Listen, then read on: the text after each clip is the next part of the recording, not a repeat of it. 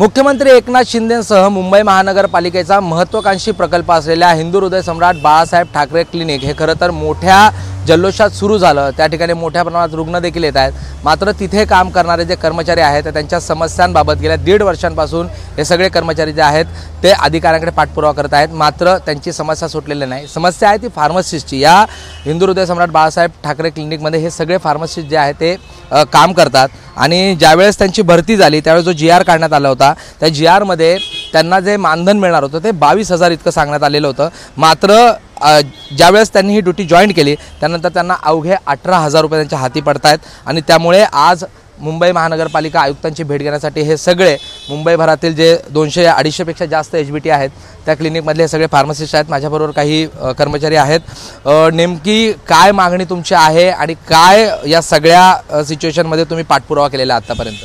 2022 मध्ये जो GR निघाला होता त्याच्यामध्ये 22,000 मानधन देणार असं त्याच्यामध्ये नमूद करण्यात आलं होतं, पण जेव्हा आम्हाला कॉल आला जॉईनिंगसाठी तेव्हा जो बॉन्ड दिला होता आम्हाला त्यांच्याकडून त्याच्यामध्ये फक्त 18,000 रुपये पगार मिळणार असं त्यांनी सांगितलं होतं। बट याच्याबद्दल आम्ही जेव्हा त्यांना विचारणा केली तेव्हा ते म्हणाले की म्हणजे उडवाउडवीची उत्तरं दिली, त्यांनी काही क्लिअर सांगितलं नाही, कारण त्या GR मध्ये फक्त आमचाच पगार कमी करण्यात आला आहे, बाकीच्यांना जो होता तोच देण्यात आला आहे। आणि आमचे जे जुने जॉब होते ते सोडून आम्ही हे जॉब जॉईन केले होते, त्याच्यामुळे आमच्याकडे दुसरा पर्यायही नव्हता की आम्हाला हा जॉब जॉईन करणं भागच होतं, कारण तिकडे आम्ही रिझाईन दिलं होतं। आणि फार्मसिस्टचं असं आहे 1 महिना आधी सांगावं लागतं की आम्ही रिझाईन देतोय आणि 1 महिना आम्ही घरी बसू शकत नाही, कारण आमच्या पगारावर आमचं घर चालतं।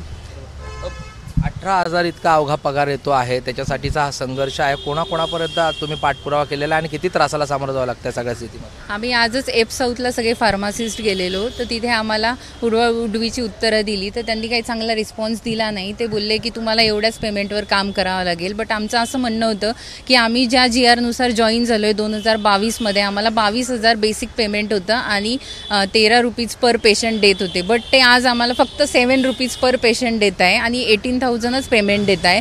तर आम्ही आज डिप्लोमा आहेत, B.Pharm आहेत, M.Pharm आहेत, तर आमच्या एज्युकेशन वाईज तरी तुम्ही पेमेंट द्या। आम्ही आमच्या रिस्पॉन्सिबिलिटीज सगळे व्यवस्थित करतो, आम्ही सगळे कामं पण व्यवस्थित करतो, आमच्याकडे रजिस्टर सगळे आम्ही मेंटेन करतो।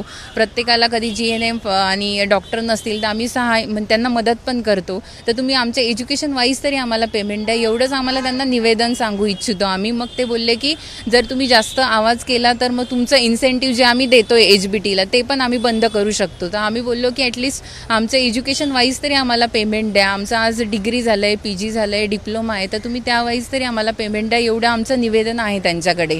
मग आम्ही याच्यापुढे सरकारला एवढंच सांगू शकतो की तुम्ही आमच्या ह्या विनंतीकडे कृपया लक्ष द्या। खरं तर 18,000 इतकं हे तुटपुंज मानधन मिळत आहे, त्यावर तुम्हाला 7% रुपयाचा इन्सेंटिव्ह मिळतो आहे। किती त्रासाला सामोरं जावं लागतं इतक्या कमी पेमेंटमध्ये? पहिली गोष्ट म्हणजे आम्ही 12वी नंतर 4 वर्षाचा B.Pharmacy कोर्स केला आहे, त्याच्यामध्ये प्रत्येक वर्षाला 1 लाख रुपये फी, असं 4 वर्षाचे 4 लाख प्लस हॉस्टेलचा खर्च, आणि ज्यांचं लोन आहे त्यांना 14,000 महिन्याला भरावे लागतात। 18,000 पगार येतो त्यातून 14,000 जातो, तर कसं काय पॉसिबलच नाही आहे। आणि मुंबईसारख्या शहरात घर भाडे भरून 14,000 रुपये भरून पॉसिबल नाही आहे, तर आमचं एवढीच मागणी आहे की 22,000 आहे तर 22,000 द्या आम्हाला। खरं तर HBT क्लिनिक हा मुख्यमंत्र्यांनी खूप गाजावाजा केला आहे त्याचा। HBT क्लिनिकमध्ये इतकी लोक उपचार घेऊन जात आहेत, मात्र जिथे उपचार देणारी व्यवस्था आहे, तुमच्यासारखे फार्मासिस्ट आहेत, त्यांना मात्र इथे प्रशासनाच्या पायऱ्या घासाव्या लागत आहेत। आज आयुक्तांची भेट तुम्ही घेणार आहात, नेमकी काय मागणी असणार आहे मुख्यमंत्र्यांकडे आणि आयुक्तांकडे? विशेष म्हणजे डॉक्टरनंतर एक मोठी जबाबदारी जी आहे ती एक फार्मासिस्टचीच आहे, कारण की कुठलीही औषध देताना काही चुकलं तर त्याचं पण जे काय असेल जिम्मेदारी ही फक्त फार्मसीचीच आहे। ज्याप्रमाणे ह्या तिघांनी किंवा प्रत्येक कर्मचारी जो मुद्दा मांडतो इथे की कशाप्रकारे मुंबईत वाढत्या महागाईला आपल्याला हे द्यायला लागतं आहे, परत ही औषध निर्माता ही एक मोठी जिम्मेदारी पण आहे। अशा बऱ्याच असे कारणं आहेत, बऱ्याच अशा गोष्टी आहेत जे प्रत्येक जणांनी इथं मांडलेल्या आहेत। ह्याच्यावरच आम्हाला फक्त जे मागणी केली आम्ही हेच आम्ही जे प्रयत्न करतो हेच आमचं पूर्ण व्हावं एवढीच इच्छा। धन्यवाद। माझ्याबरोबर ही सगळी कर्मचारी मंडळी आहेत, फार्मासिस्ट आहेत, HBT क्लिनिकमध्ये याला 2 वर्षापासून सेवा देत आहेत। 22,000 इतकं मानधन ज्यावेळेस GR मध्ये त्यांना समजलं होतं त्यावेळेस त्यांनी स्वतःच्या ज्या नोकऱ्या आहेत त्या सोडल्या आणि HBT क्लिनिक जॉईन केलं, मात्र त्या ठिकाणी गेल्यावर त्यांना 18,000 इतकं मानधन आणि इन्सेंटिव्ह जो आहे तो अगदी अर्ध्यापर्यंत देण्यात आलेला आहे। आणि त्यामुळे आयुक्तांकडे आज ते हे सगळे मागणी मांडण्यासाठी आलेले आहेत। मुख्यमंत्र्याकडे मागणी करतायत. त्यामुळे मुख्यमंत्री आणि आयुक्त या संदर्भात काय उपाययोजना करतं हे पाहणं देखील गरजेचं आहे. कॅमेरा पर्सन श्रीनिवाससह प्रशांत बढे, एबीपी माझा, मुंबई. एबीपी माझा, उघडा डोळे बघा नीट.